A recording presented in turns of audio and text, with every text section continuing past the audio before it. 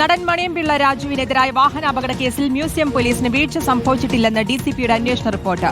Police രാത്രി തന്നെ മണിയൻപിള്ള രാജുവിന്റെ വീട്ടിലെത്തിയിരുന്നു. എന്നാൽ ഈ സമയം കാറും രാജുവും വീട്ടിലുണ്ടായിരുന്നില്ല. ഫോൺ സ്വിച്ച് ഓഫ് ആക്കിയ മണിയൻപിള്ള രാജുവിനെ കാത്ത് പുലർച്ചെ വരെ പോലീസ് കാത്തുനിന്നുവെന്നും റിപ്പോർട്ടിൽ പറയുന്നു. ട്രിവാൻഡ്രം ക്ലബിന് മുന്നിലുണ്ടായ വാഹന അപകടത്തിൽ തുടക്കം മുതലേ പോലീസ് വീഴ്ചയുണ്ടായി എന്നായിരുന്നു ആക്ഷേപം. എന്നാൽ ഡിസിപി നടത്തിയ അന്വേഷണ റിപ്പോർട്ട് പോലീസിനെ വെള്ളപൂശുന്നതാണ്.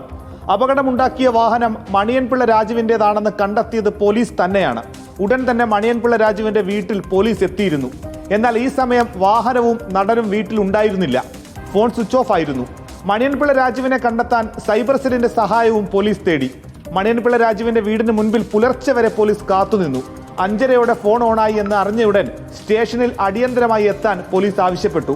ഇല്ലെങ്കിൽ അറസ്റ്റ് ചെയ്യുമെന്ന് മുന്നറിയിപ്പ് നൽകി. അപകടത്തിന് ശേഷം പോലീസിന്റെ പ്രാഥമിക നടപടികളിൽ ഇങ്ങനെ വീഴ്ചയുണ്ടായിട്ടില്ല എന്നാണ് റിപ്പോർട്ടിലെ പരാമർശം. എന്നാൽ നഗരത്തിൽ തന്നെ ഉണ്ടായിരുന്ന മണിയൻപിള്ള രാജുവിന്റെ വാഹനം കസ്റ്റഡിയിൽ എടുക്കാതിരുന്നതും മദ്യപിച്ചിട്ടുണ്ടോ എന്ന് കണ്ടെത്താനുള്ള രക്തപരിശോധന അടക്കം വൈകിയതിനെ സംബന്ധിച്ചും റിപ്പോർട്ടിൽ പരാമർശമില്ല. റിപ്പോർട്ടർ, തിരുവനന്തപുരം.